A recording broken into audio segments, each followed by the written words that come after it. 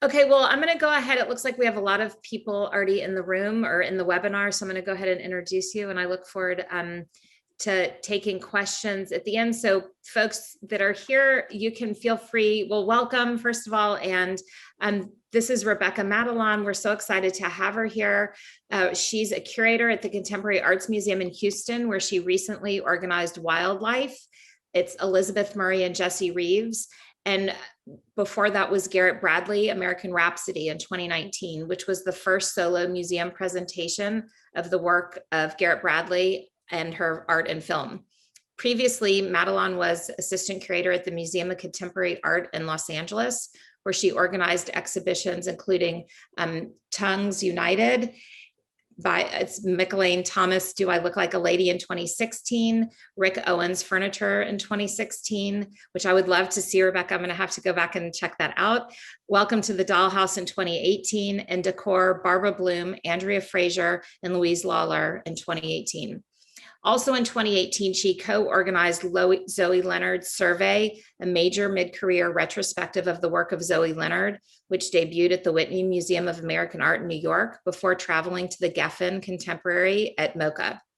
From 2015 to 18, Matalon was co-founder and curator at JOAN, a not-for-profit exhibition space in Los Angeles that is dedicated to presenting the work of emerging and underrepresented artists.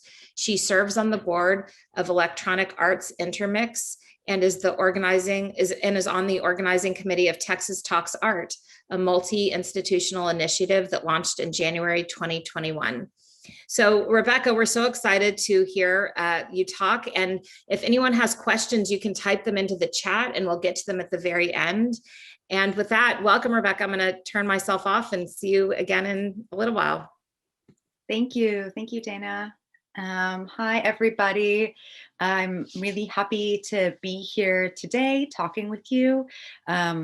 This lecture is really going to focus on Wildlife, Elizabeth Murray Jessi Reaves, the show that's currently up at CAMH. We've just reopened after long,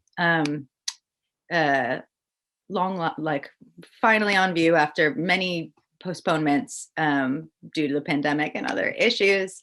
So my talk is going to focus on that, but I'd be happy to answer any questions during the Q&A. I thought that I'd do a kind of walkthrough of the exhibition, though I would encourage everyone to go see it, because I think in particular, this show and these works, it's just seeing images of them versus seeing them in person is just, it's an incomparable experience. But I did want to take the time to walk everyone through Wildlife. I guess I thought I would start with talking a little bit about the genesis of the exhibition, and, you know, through that a little bit about myself and my work as a curator. I always had a really difficult time with Elizabeth Murray's work. Murray's born in 1940 and she died in 2007. And, you know, I really did not come to appreciate her paintings until much later in my own life. Like many feminist artists I encountered as a student, her work put me off. I found the sort of sincerity of her imagery aggressive. Her use of domestic and bodily imagery crude and abrasive, which was sort of the same experience I'd feel or have with works by Carolee Schneemann or Judy Chicago, and again, body-oriented feminist art more generally. And part of this is because I was really a student of institutional critique, both as an undergrad and a grad. And in that capacity, Murray's work proved sort of doubly problematic for me, as in its emphatic objecthood. You know, I tended to confuse criticality and didacticism, and believe, sort of as I was taught, that objects, representational paintings in particular, were unable to escape their commodity status or their function as objects. And even if we could say that all works of art and artistic practices are recuperable by the sort of nexus of institutions that form our field, I sort of believe that those that refused visual pleasure were surely better or more critical than others.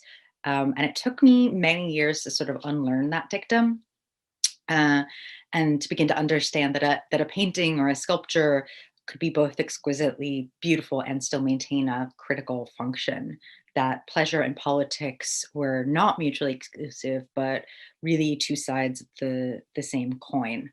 So that's just a little context about my background and why coming to a show like Wildlife, which is very much about um, pleasure and its politics, was a sort of transformative shift for me.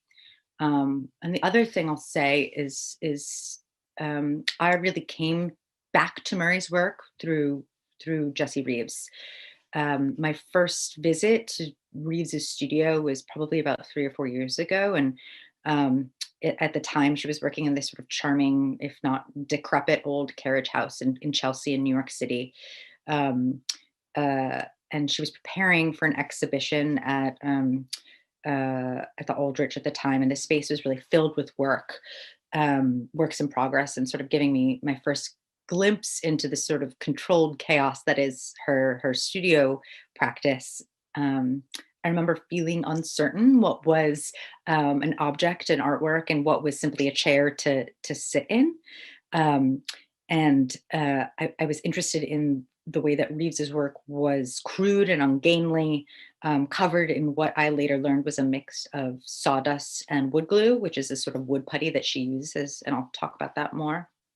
Um, she was juxtaposing materials in such a way as to disorient any distinction between high and low. Um, and while this has been a sort of consistent aspect of art of the 20th and 21st century, I'd say, in her hands, it felt sort of newly invigorated.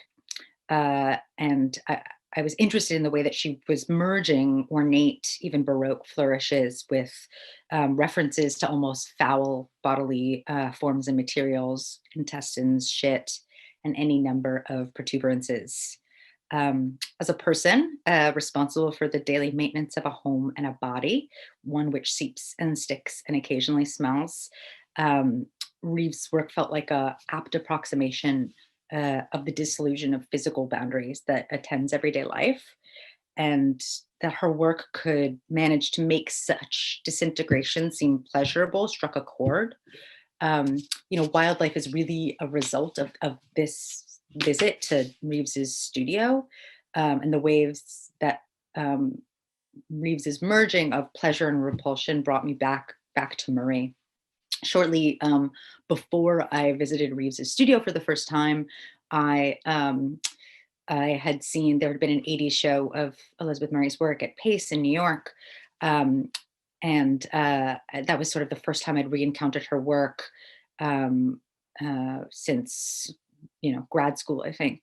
And though I'd been thinking about it, the experience of seeing her work, her sort of very highly dimensional, at times disorienting compositions in person, was an awakening. Her paintings of the period of the 80s really fly apart.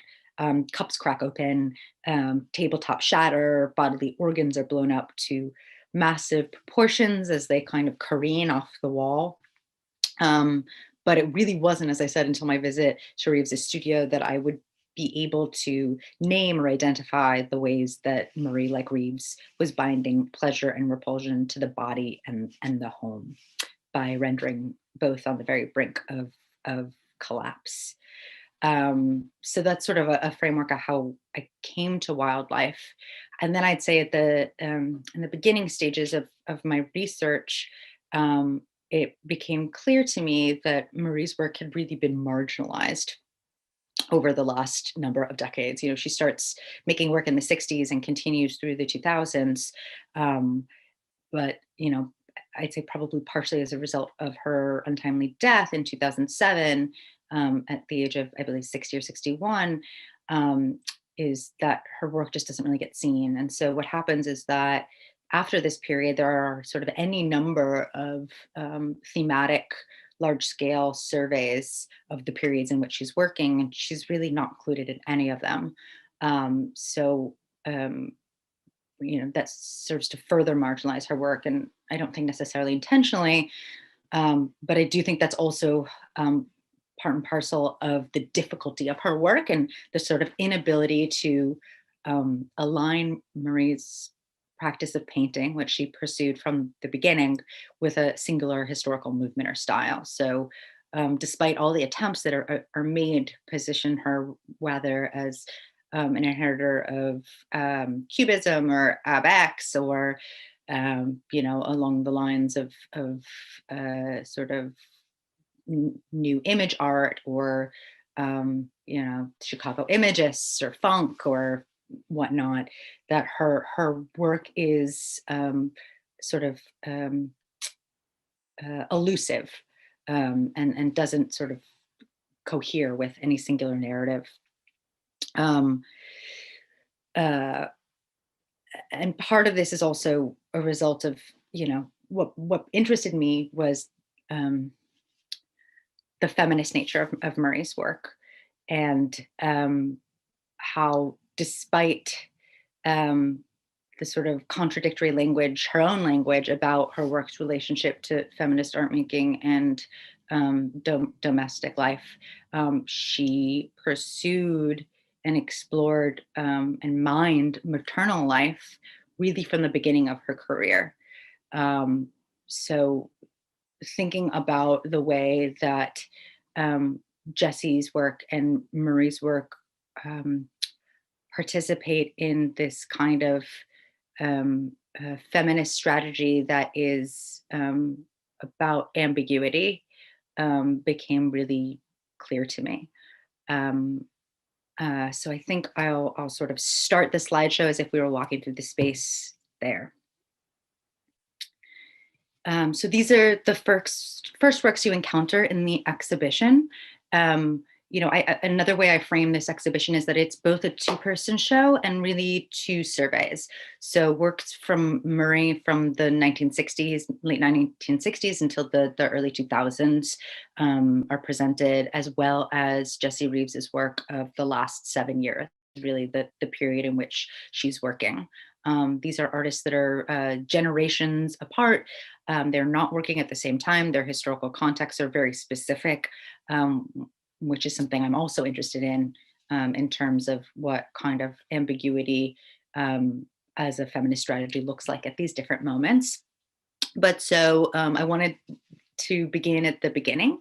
And this is a sort of vignette that opens the show. On the left is a work by Jessi called Idol of the Hairs from 2014. It's one of her earliest works. And then in the middle is a painting by Murray from 67 to 68, Night Empire. And on the right, a more recent work by Jessi from 2020, Stavern Half Dome Lamp. I wanted to begin at the beginning of both of their works, and to think about the different ways that they were playing with domestic imagery. So in the case of Jessi, this work, Idol of the Hairs, I think we see the way that she is working with, pushing at, prying apart how to make an object, how to make a chair, what pushing against the sort of codes of good design, using a material like foam, which is, disintegrates, you can't clean it, it's pretty disgusting, it's meant to be hidden, and using it actually as the surface of her work, and revealing the sort of seams and staples that you can sort of see on the surface, which is again not something that you traditionally do in good furniture design. And I should say that, again, like one thing that interests me about Jessi's work is the sort of hybridity of it, the sort of both and of her work, which is, part object or part sculpture, part furniture, always sort of both and. I'll also just say that she graduated in 2009 from RISD and had, taken some furniture design classes, and then shifted into the painting department. But, I'm interested in the way from the outset of her practice, starting in 2014, she's always already thinking about, the sort of hybridity of her work. There's in the catalog we're publishing for the exhibition, she's in conversation with writer and musician Johanna Fateman, and she talks about sort of functional furniture, or pursuing functional furniture, as being both the one thing she knew she shouldn't do, but the one thing she gravitated towards, even in its perversity. The one thing that she could make something that, if it failed as a sculpture, it could succeed as a chair. If it failed as a chair, it could succeed as a sculpture, which I think really grounds or provides an interesting framework for the way she's working, again, with hybridity, but also transgression. And I think both of these artists' work are sort of embedded in acts of transgression. You can also see the sort of decorative elements of Idol of the Hairs, the way that it has an almost biomorphic or anthropomorphic form, the foam almost resembling Caucasian skin, and bulges of a body. Again, foam, like the body, will sag and deteriorate with age. Night Empire is one of the earliest extant works made by Murray. It's part of a series that she made, having newly arrived in New York City, depicting the Empire State Building at its center. I love the sort of surreal and fantastical aspects of this painting. The way it almost opens portal-like into a dreamscape. Murray made this when she was pregnant with her first child, Dakota. I'll just go into a closer view so you guys can see a bit. Again, it features this surreal, almost dreamscape, bordered by trompe l'oeil rippling pink fabric. So again, that's painted, and the fabric is patterned with Dick Tracy and Little Orphan Annie riding an elephant. Murray had anticipated or thought about pursuing work as a commercial artist, and her work was really inspired by early on sort of cartooning, and she's studying at the Art Institute of Chicago alongside the Chicago Imagists and the Harry Who. And I think this sort of cartoony pop-like qualities of that work, she's participating that as well. I loved the sort of juxtaposition with this recent work by Jessi Reaves, Stubborn Half Dome Lamp, that has, I'll just go back, you can see it's a lamp that has this almost dress-like slip cover with a zipper, pink fabric, almost like lingerie, which is something she started doing out early on in her work. She's still using here found objects as well as fabricated objects, and creating almost, again, like a slip cover textile. And I love the sort of way that the reverberations formally between this kind of cloaking and material and Murray's work as well. And then, of course, you can see these sort of beads that almost resemble the kind of stars in Night Empire. So there was an interesting way in which they were both dealing with the decorative and the domestic in these two works. Okay, let's go on. This is just sort of a wider view to give you a sense of where you are in the exhibition, moving through. And then we move on to Dakota's Red from 1971. This is the first painting Murray made following the birth of her son, Dakota. And indeed, it was inspired by her son's baby blanket, and bears this sort of repeated pattern of a house with this sort of blue border. I think it definitely resembles, it has a kind of almost textile or rug-like quality to it. And really reveals that, it's sort of as close as Murray gets to monochrome or minimal painting of the period, but always rooted in maternal life. And I guess I'll also say that so often Marie's work is really discussed in relationship to the pleasure she experienced in pushing paint around, and that's certainly part of the narrative of her work. But I was really interested in thinking through the ways that uh, Jessi's work could contextualize Marie's and sort of show us or add new lines of interpretation or bring out existing threads in greater detail, and the way that Marie's work could similarly give a kind of historical context for Jessi's work. Um, I'll also say that this work from 1971 is shown the following year in the 72 Whitney Annual, and very much for Murray marked the sort of beginning of her mature work. This is what really she considered her first mature work, and it is only on view for the second time ever in our exhibition, Wildlife, here in Houston.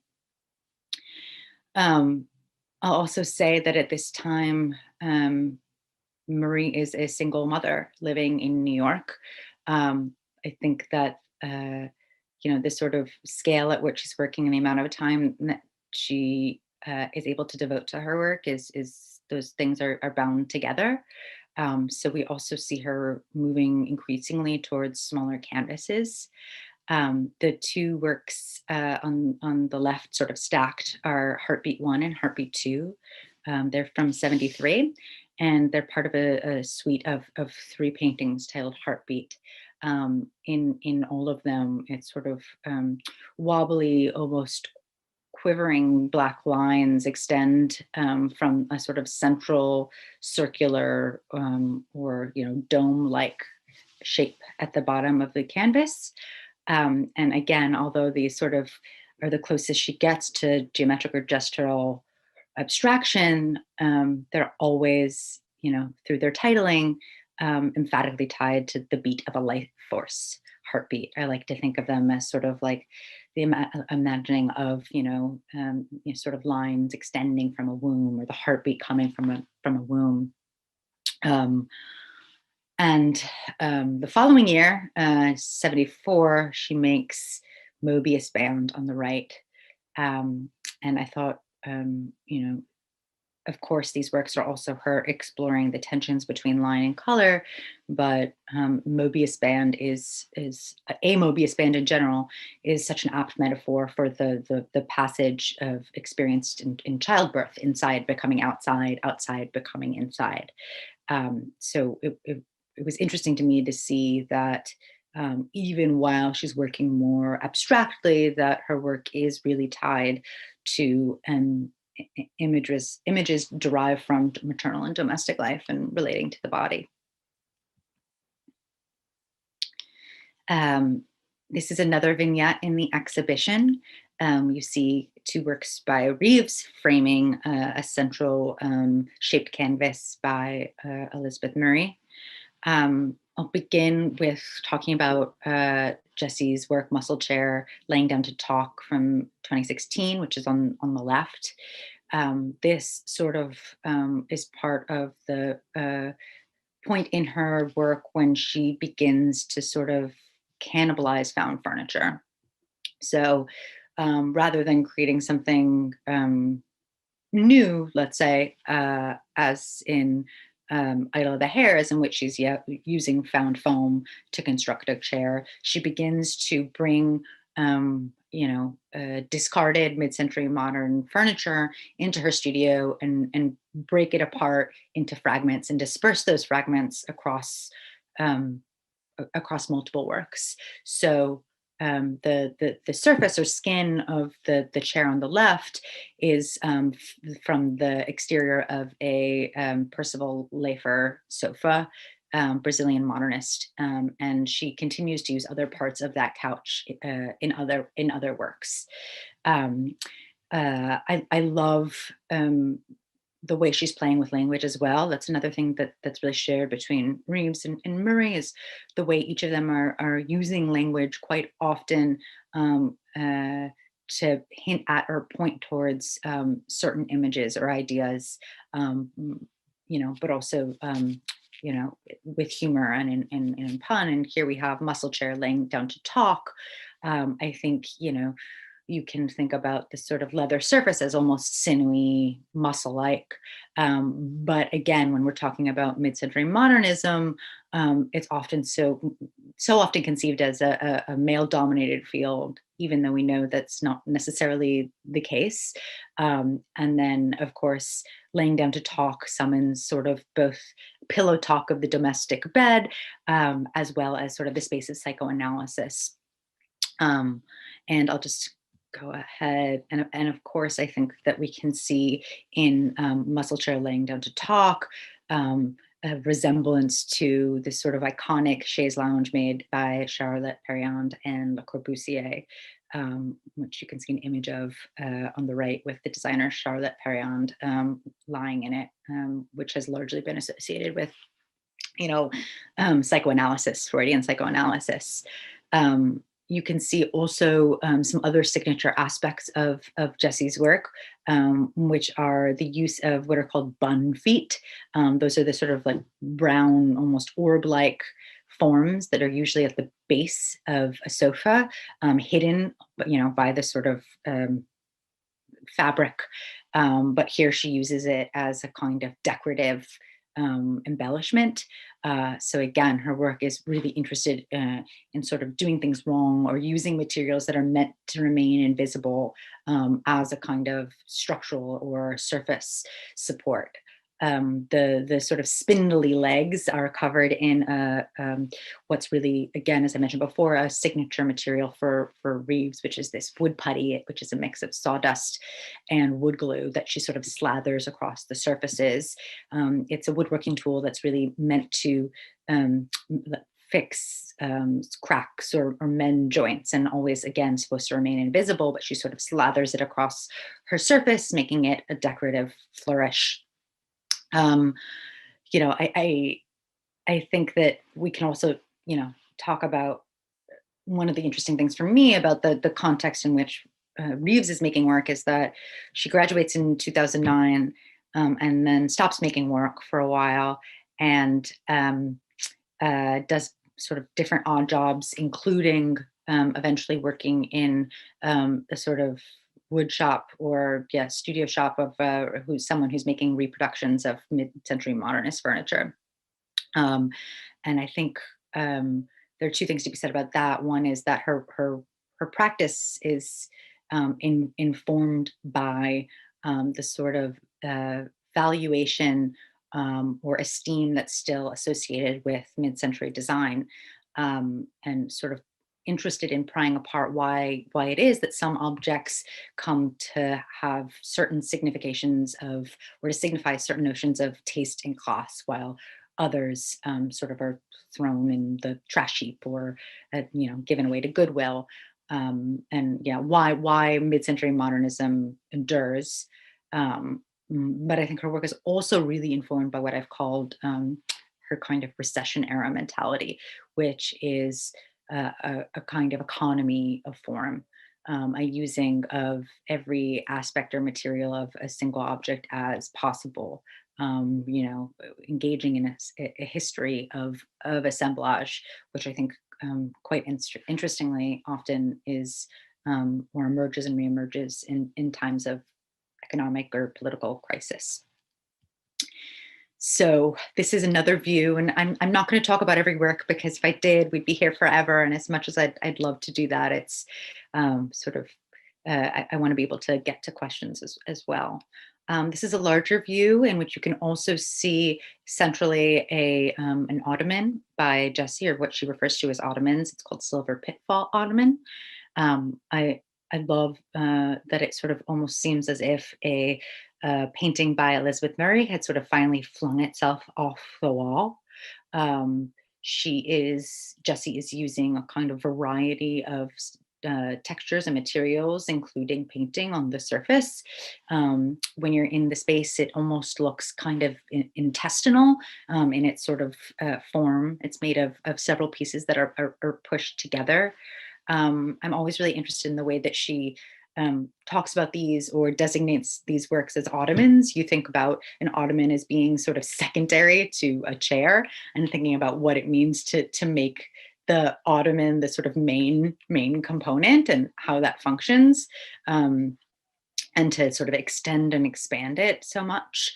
You can also see, and I should say that this work, like several others in the exhibition, functions both as a work and as exhibition furniture. So it can be interacted with, and is meant to serve as a sort of space for viewers to sit and spend time and really think about, or have the space encourage a kind of prolonged looking or sustained looking, which was something that was really important to me. In fact, when I had first conceived the show, I had thought about only including Jessi Reaves's works that would be functional furniture.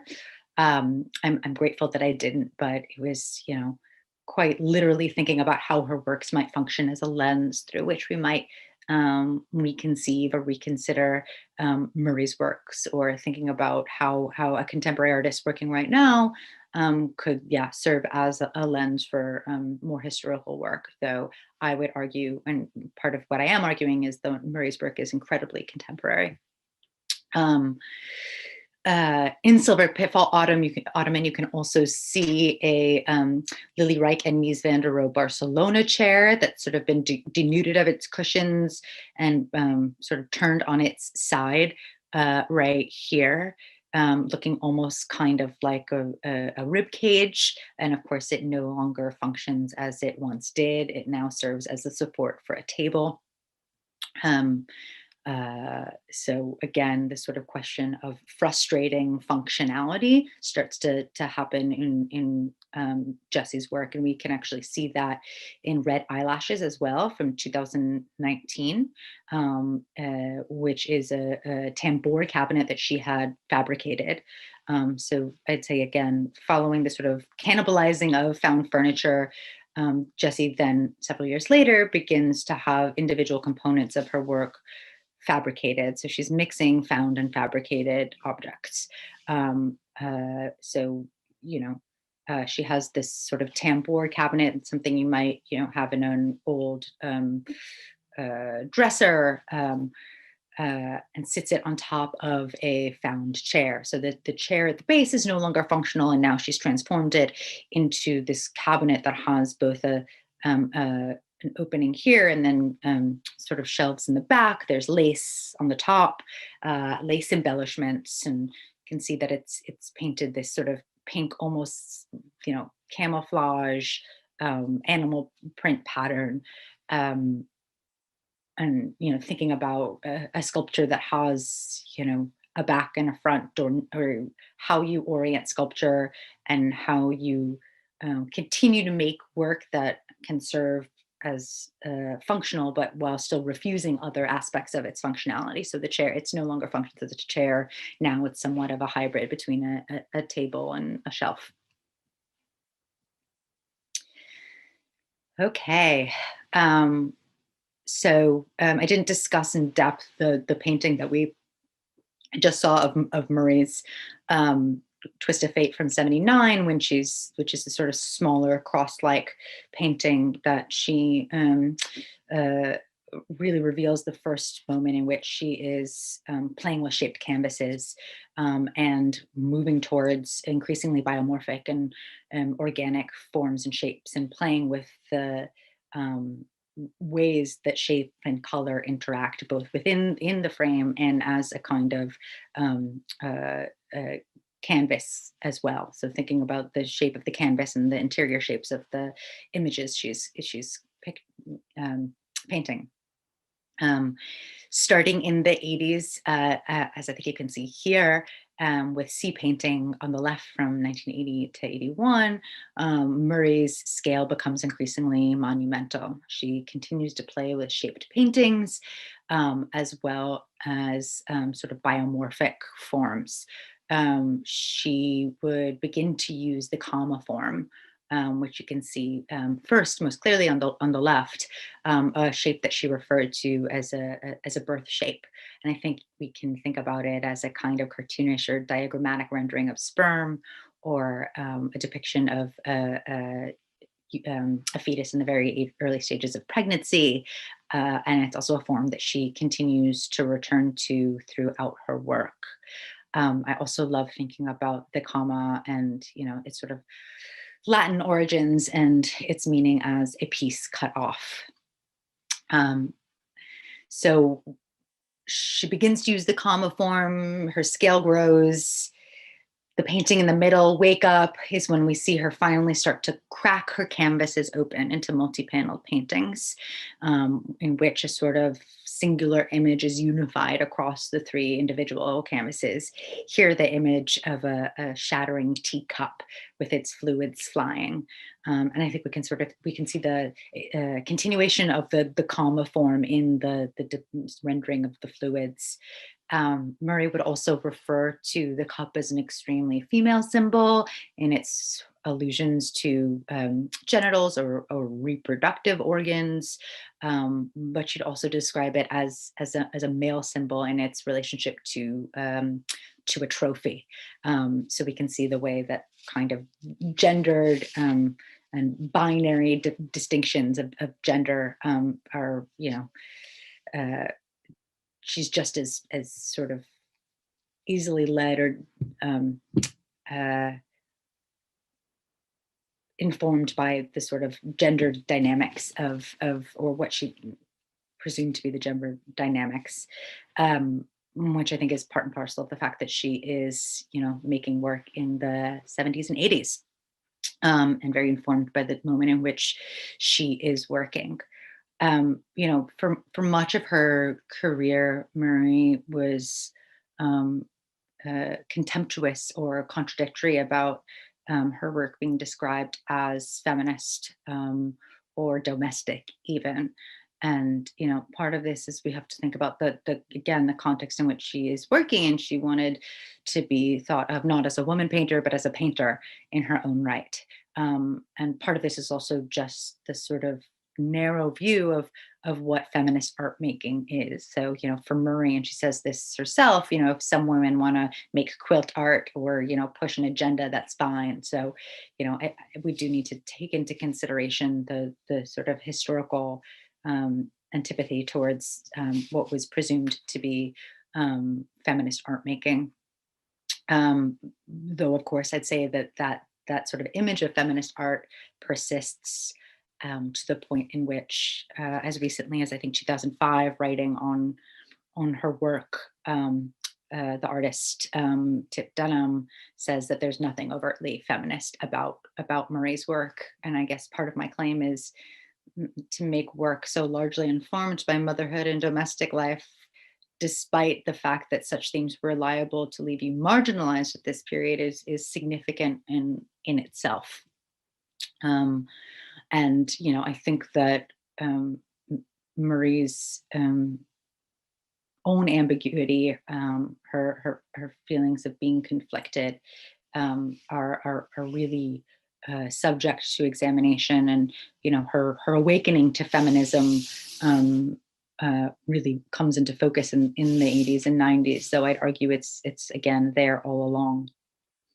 Another really crucial aspect of Murray's work was that she really believed and pressurized her images to make sure that they were always kind of multiple. So often a viewer could look for a long time and either not see any image at all or see multiple images. So on the right in Fire Cup, I think we can see both a kind of chalice or large like glass tipped over with fluid spilling from it, a globule of liquid, but we could just as easily see a kind of sperm penetrating a pearlescent white egg. And again, she's cueing us to see certain images over others in her use of language and titling. This is a kind of another view of the sort of left side of the exhibition from a central platform that Jessi constructed, a site-specific platform that actually is modeled after the shape of CAMH's iconic architecture, our 1971 building by Gunnar Burkert. It's sort of the third in a series of platforms that Reaves has made, and really coming out of her interest in, or investigation into, the sort of popularization of sunken living rooms or conversation pits in the 1960s and 70s, and the way that conversation pits sort of radically reoriented domestic space. So moving away from the sort of much more formal living room and towards a kind of horizontality and a kind of more sensuous horizontality of lounging. She's also very interested in the way that they sort of did away with individual objects of furniture, to sort of create these sort of built-in wrap around objects to be used as furniture.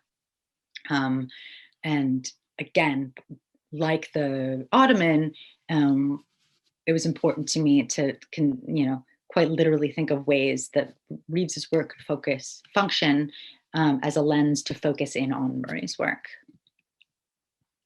This is the sort of right view of the exhibition, a little bit more somber in tone. And again, I should have mentioned this, but we are moving chronologically through Murray's work, and to some extent Reaves's as well. On the left, you see Elizabeth Murray's Making It Up from '86, and on the right, Cleaved Table Shelf with Storage by Jessi. Again, I would highly suggest that people go and see the exhibition in person. It's very hard to sort of emphasize the dimensionality of Murray's paintings and the way that they are quite monumental, but also incredibly intimate.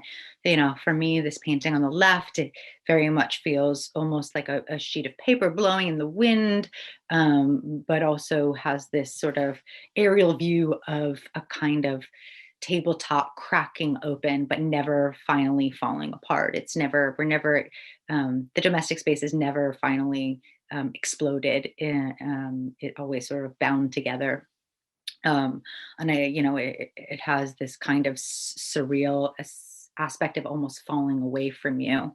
And I should also say, just experiencing and seeing the way that Murray is layering paint and playing with actually like faux cracking, making it look like not only is the table cracking, but like the paint is making it look as if the paint itself is cracking, which is she's doing through application additive rather than subtractive gesture. On the right, Cleaved Table Shelf with Storage is, let's see, did I put it? No, I didn't put a highlight in. It's kind of a darker one of Jessi's works. It has, again, this use of her wood putty in an almost abject way, really just like slathered on top of the surfaces. Woven through the work is this almost intestinal form, which is fabric with batting inside of it. Again, it looks like stomach intestines or some kind of umbilical form. This work in particularly always makes me think about both Murray and Jessi's interest in Lee Bonteque as an artist. And, in my conversations with Jessi, one thing that I think she was really interested in and inspired by Murray was the way that Murray's works take up space, the sort of aggressive nature of the way they project out physically into space. And certainly Jessi's work here does that as well. It's a bit hard to tell, but the central form is this shattered and fractured rattan object. You have this sort of, again, the batting, wormy kind of innards, as if a body has been exploded. This vignette is really about guts for me, insides, wombs. On the left, Jessi's Twice Is Not Enough red to green chair, which has this sort of almost swollen or tumescent appearance. almost as if, it was capable of encasing a body, kind of like a womb, what it might feel like to sit in it and be surrounded and encased. And again, it has this sort of like swollen, pregnant form, and is teetering on sort of four legs, and feels as if it was, to get up and walk away, it would tip over. It's bulging, and the fabric she's using is almost too tight. So there's something very stomach or guttural in this work. Tangled, Elizabeth Murray's Tangled from 89 to 90 on the right, is sort of similarly bulging and lumpy form. For me, it looks almost like sort of outsized, oversized, squished womb, blown up to massive proportions. And it's hard to see. I should have included a better image, but the sort of pink forms, the ribbon-like forms, are actually arms that reach towards this sort of central void, almost as if threatening to rip it open. At this moment in time, I'd say Murray has two small young daughters at home, and for me, it very much, there's a darkness to this that is sort of, I feel or experience what it might be like to have someone always grabbing at you, almost tearing you open. There's a way in which this work in particular, and much of Murray's works, really cleave from the sort of idealized notion of maternal life or domestic bliss, and it becomes increasingly threatening. As I mentioned earlier, another one of my interests in Murray, or interest in this show, is the way that her work was almost really exclusively discussed in relationship to male artists until the 70s, and which she does as well, which is to say, she refers to her interest in Cézanne, or her interest in the domestic or still life is coming from Cézanne. Her use of paint really learned from de Kooning. But there's a moment later on when she has this kind of aha moment, which is that she recognizes that when she starts to play with the void, as you see here, this sort of central void, that she's really learned that from Lee Bonteque as well.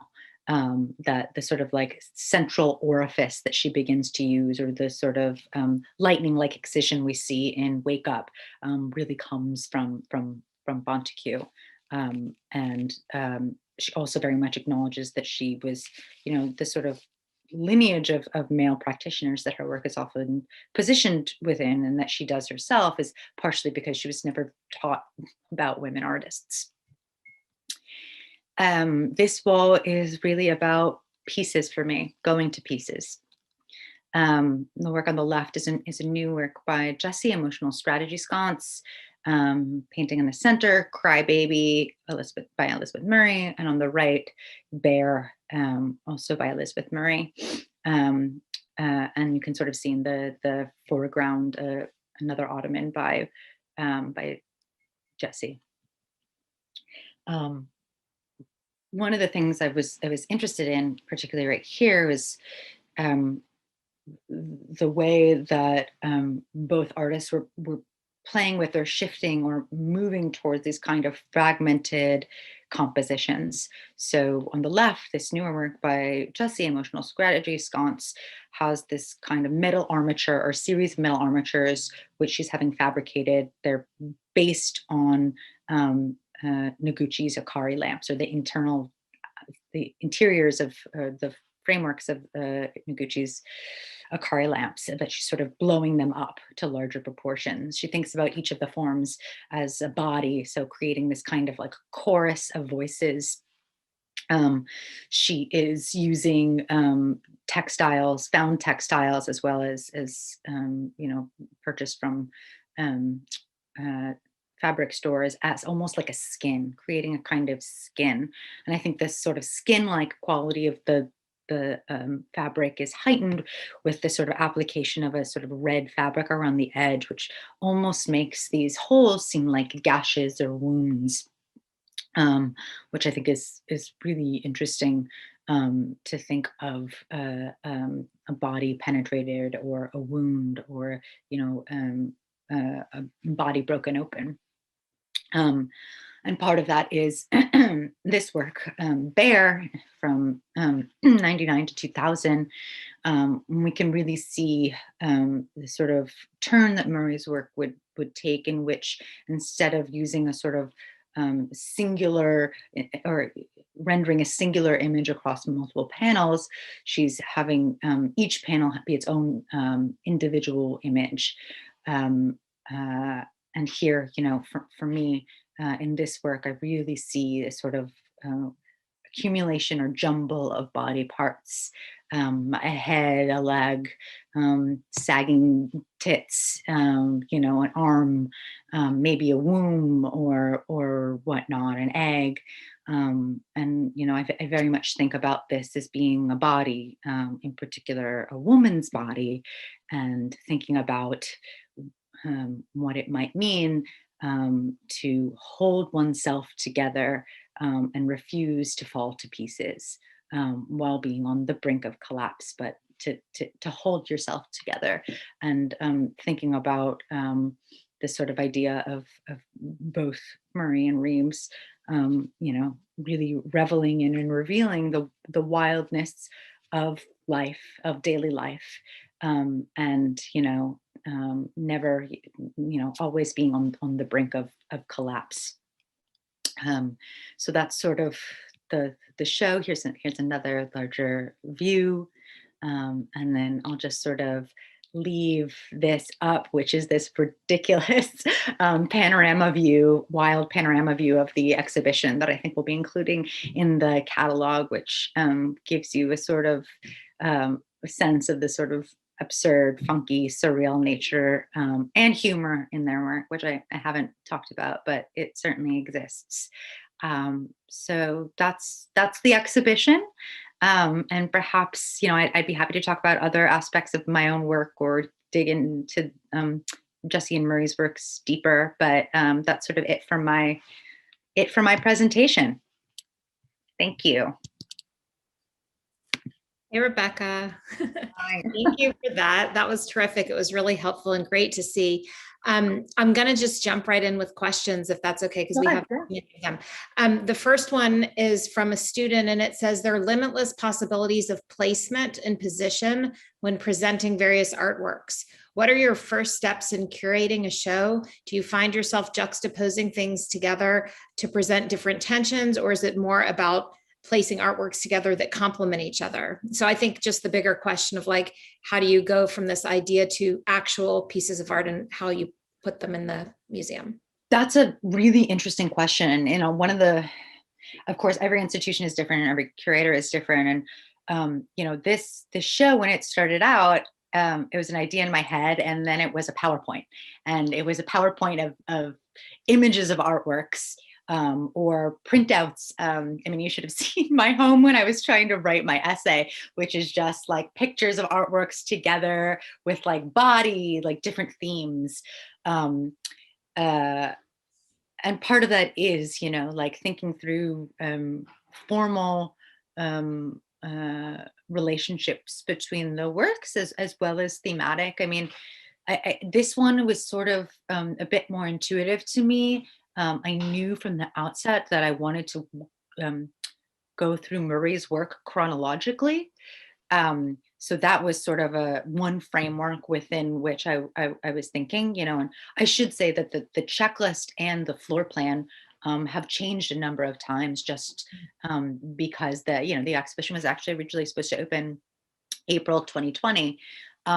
So there were shifts to the space at CAMH. There were definitely, I had originally conceived of having walls, though I think having all the works visible at once is actually incredible. And I don't know how many people have ever seen Murray's work, but usually you see one or two at most. So seeing all of Murray, or so many Murray works all together at once, as well as Jessi's work, did something. And it was intentionally, I wanted this show to be loud and aggressive. I remember, my director's been very supportive, but he's like, don't you think it's too much work? And I was like, this show is about being too much.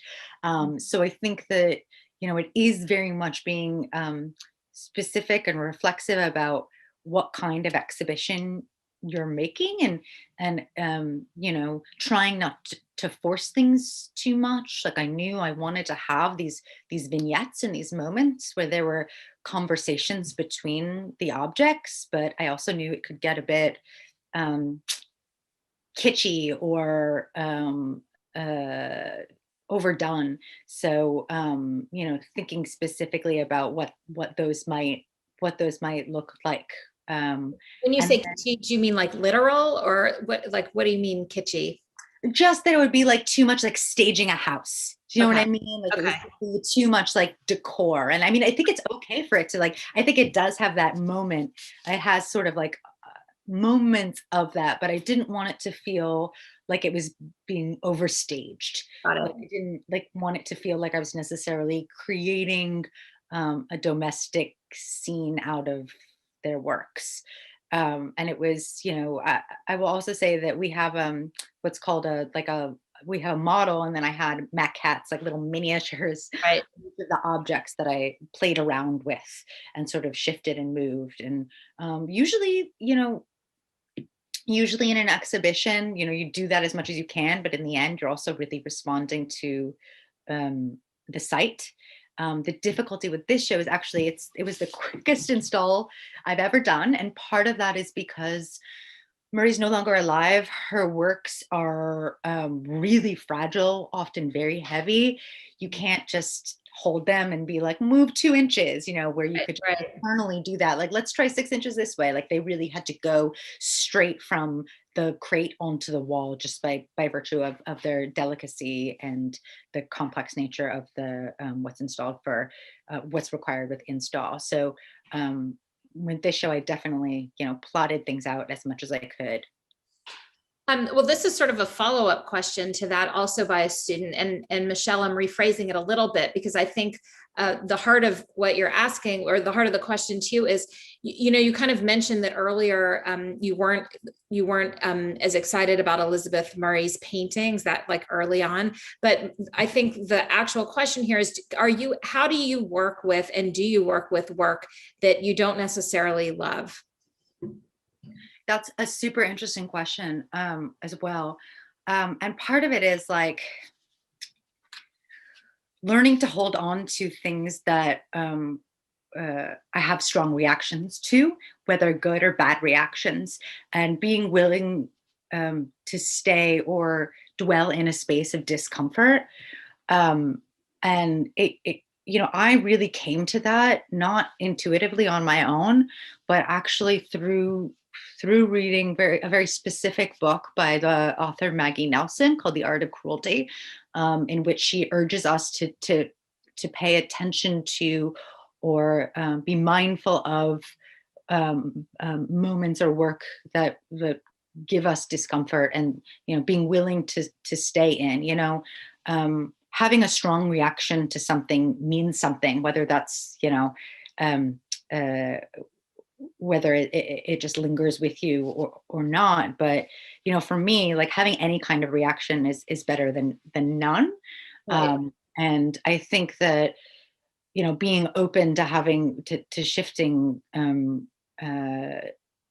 your how you feel is important. And again, like, I just had a really difficult time with Murray's work, and part of that, I think, was my own, again, as I mentioned, the own emphasis of my academic career and my mentors and their focus, and objects are bad and paintings are bad. And part of it is also, like, I think I probably did identify Murray's work with like corporate lobby art, or at this very particular moment, which it really isn't. And once I started digging in, it was just like the way that the often misogynist writing on her work as well just sort of started to infuriate me, and I was able to somehow see it in a new light. And for me, I'm always really interested in thinking about artists making work now within a historical context. And the fact that, like, Jessi's work could function as a kind of key for me to Murray's work was important. Thank you. Okay, moving along. The next question is from Natalie Heron, the art historian at U of H. I'm compelled by what a two-person intergenerational exhibition makes possible and would enjoy hearing you speak further about this model. To what extent does your exhibition reframe Murray's work in light of Reaves or vice versa? And do you think you achieved a true balance, or was that even the goal? Thank you, Natalie. So I'll also begin by saying that I really tried to make this try to force this to be a three-person show for a while. I mean, I really conceived of this exhibition right after to some extent, right after I visited Jessi's studio. But for some reason, I was just like, I was hesitant or afraid of the kind of binary or one-to-one that would be set up by a two-person show. So for a long time, I was trying to think of another artist. At one moment, I was like, I'd been thinking about bringing Beverly Buchanan in, or Senga Ngudi, but then I realized I was really forcing it. And a colleague of mine was just like, why are you forcing this? Like, you had the idea from the beginning. I guess I'll begin with the sort of parody. It was, again, in my original conception, Jessi's work was going to function purely as artworks and exhibition furniture. So it was just going to be work by Murray on the walls, and then Jessi's work as exhibition seating. And I'm grateful that Jessi actually pushed back against that, because I think it's absolutely much more interesting or fascinating to think about the relationships between work, and to not sort of use her work or limit the way that it could be seen or read or function, and to think about the sort of hybridity or ambiguity of her objects. So in terms of that, I had always conceived of generally having more Murray works than Jessi's work. I think it sort of evened itself out a bit more, just in terms of working on a checklist. And again, it then shifted really to thinking about the fact that Jessi's work had only really been seen at either, solo shows at her gallery, or at these sort of large scale international biennial exhibitions. And never as a kind of, I mean, yes, she's young, so she's been making work for 7 years, but there had never been a kind of look at the work that she'd been making to date. So often the exhibitions that featured her work were all sort of new works made for a specific moment. And I realized that it could be much more interesting to think about the way her work in itself has evolved and shifted and adapted and had returns. Again, like, one of the things that I do hope and think the exhibition has done, or I hope it has done, is to really think about the as I said, the different ways that multiplicity and ambiguity could function as a feminist strategy, and of course what that means now for Jessi and what that means for Murray are different. And I do want to be, I don't want to, sort of pretend that there aren't really significant historical distinctions. Murray's coming of age, in the civil rights era, pursuing painting, despite the rise of minimal conceptual performance, installation-based practices, working during the, second and third generation feminism. And, Reaves really, again, comes of, she's a Reagan baby, and again comes of age during the AIDS crisis, and sort of like economic collapse, and then boom and bust, and the recession. And I think it's important to think about also in the ways that Jessi's work, while dealing with the body, may also be dealing with like differently abled bodies or different notions of the body, and that maybe there are ways in which gender in her work isn't quite so clear. And there's a way in which Murray is often dealing with biologically female bodies because of the time in which she's working. And I don't necessarily think I think that it's more ambiguous with Jessi's work. I hope that answers your question, Natalie. I think that was a great answer. And I'm going to follow up with one more question from Natalie, which is your tenure at CAM has coincided with a radical reorientation of the institution's position within the Houston community. Can you share with us your thoughts about how a museum of contemporary art can both showcase the latest, most incisive currents of contemporary art while also serving a local audience, however however you would define that? Absolutely. I mean, first, I'll say when I first proposed this exhibition, I'll just talk specifically about this exhibition. I definitely got pushed back about like, well, Murray is not alive anymore. And I'll say that like, I don't define contemporary art as only art being made right now or young artists working right now. I mean, for me, contemporary is post-war art. And I think that one of the interesting things is like the contemporaneity of Murray's work. And the fact for me, I should also say that I was doing a lot of visiting talks like this, and every time I would go, no one would know who Murray was, which was I can't believe that is shocking to me. I'm shocked to hear that. Professors would know, but like it was very clear to me that Murray wasn't being taught. And if you think about all the sort of much painting that's being made right now, I mean, is so influenced by Murray, and I think often people don't even realize they're influenced by Murray. But so for me, my practice has always, as a curator, has always been an interest in or digging through artists and practices that have been marginalized, and also really thinking about contemporary work through a historical lens.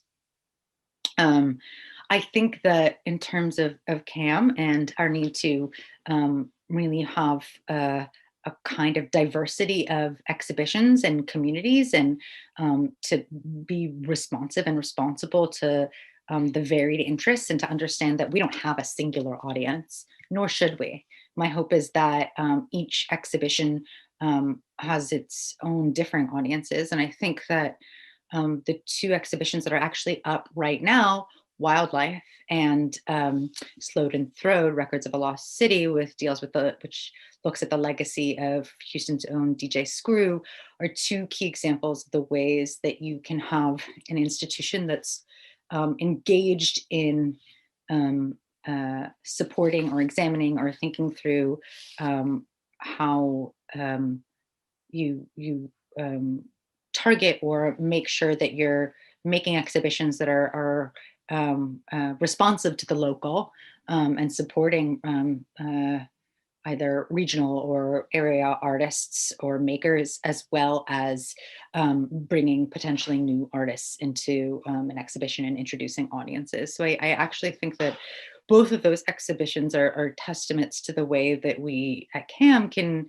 continue to make sure that our programming is both rigorous and accessible, and understand, again, like it's important to me, we don't have a singular audience, and it's important for CAM as an institution to be as diverse as possible. And I'm talking about like a diversity of audience members, like a diversity of mediums, a diversity of cultures and the races, and supporting artists working at all different moments in their career. So I hope that answers that.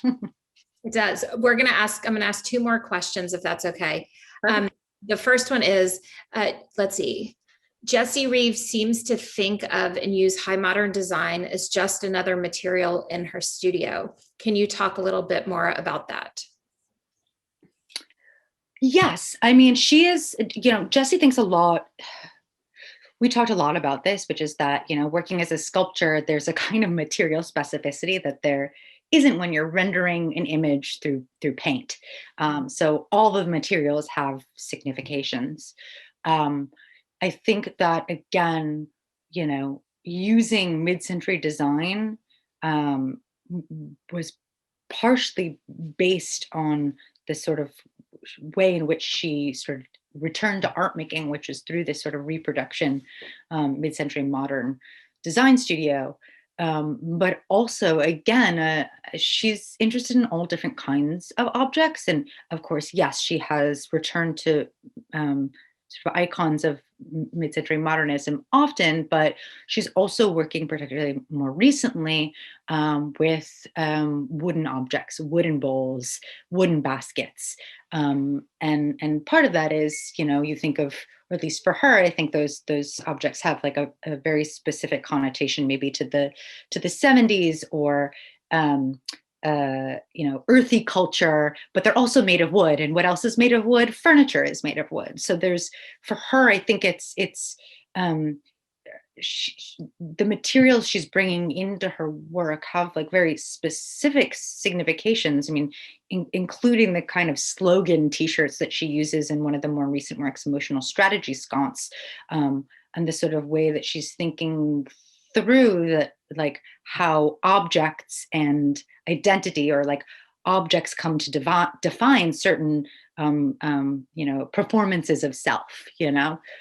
So I think that she's not necessarily making value judgments, but she's interested in the way that certain things are valued more than others. And I think that, it was interesting. I did a conversation with her for CAMH not that long ago, a few weeks back, and I think someone asked if there was any object she wouldn't cut open, and I think I forget what she says. There was maybe like one thing that she would never cut apart, but I think part of it is also she's not overly precious about what she works with, and the fact that she's willing to break something open is interesting to me. So like with the Noguchi lamp, for example, was that a form for her, or does it have any connection to Noguchi and his work? It's funny that you asked this. Johanna Fateman also asked this in the interview she does with Jessi in the catalog. Jessi likes Noguchi, and part of it, but I think part of it is it's both. She's interested in both the sort of iconicity of this. I mean, I have it in my bedroom, the Akari lamp that has the sort of curved form. So right. She's interested in it as an object, but she's also interested in it formally, so she's not using the lamp, but she's modeling these armatures, or these sort of fabricated armatures, off of that form. And I think part of it is like the organic nature of the form, but I also think that she's interested in Noguchi because he was like very specific about the distinction between his furniture and his art or sculpture, in ways that she isn't. But there is, of course, from Judd to Noguchi to whatnot, there's a huge history of artists who are have pretty distinct lines between their different forms of making. I mean, what's also interesting to me about that is you mentioned, Elizabeth Murray was painting at a time when these were the popular, like the minimalist, and all of that was happening, and she was making her paintings. And so that's kind of an interesting connection between the two of them. But finishing up, the last question we usually ask our visiting artists is, can you tell us about a day, like what you do in a day? How does a day, your studio practice? So to the extent that you want to, we'd love to hear about how you go about, a day. What does a curator do for a day? Oh God. Well, right now it's really, I'll tell you, I think for all of us, there's this sort of like myth that working from home, we have all the more time, we can sit and think and read, and that's all I'm doing. Yeah, definitely not true. Certainly, like what I really miss, and like what for me is, so I guess I'll reframe this as just the chance encounters and conversations that you have with people, and the way that they can inspire you in ways, even if you're not talking specifically about a subject, even if I'm not talking about wildlife, just the experience of being in space with other people and having conversations can be infinitely expanding and influential. So I really miss that. Right now, I'm mostly at my computer all day, writing emails, or proofing a PDF of a catalog design.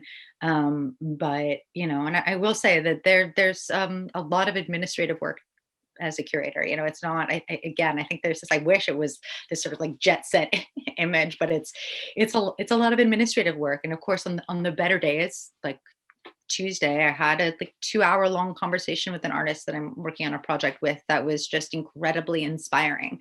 But those moments are not as often as I wish they were.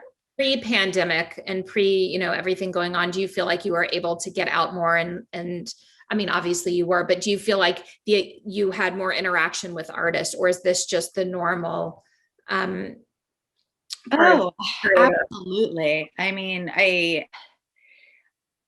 I'll say I've been in this city for a little over 2 years. Half of my time here has been in lockdown, and I think that it takes me a while to adjust to being in a specific place. And I think that right when right right when I got comfortable, everything shut down. Yeah.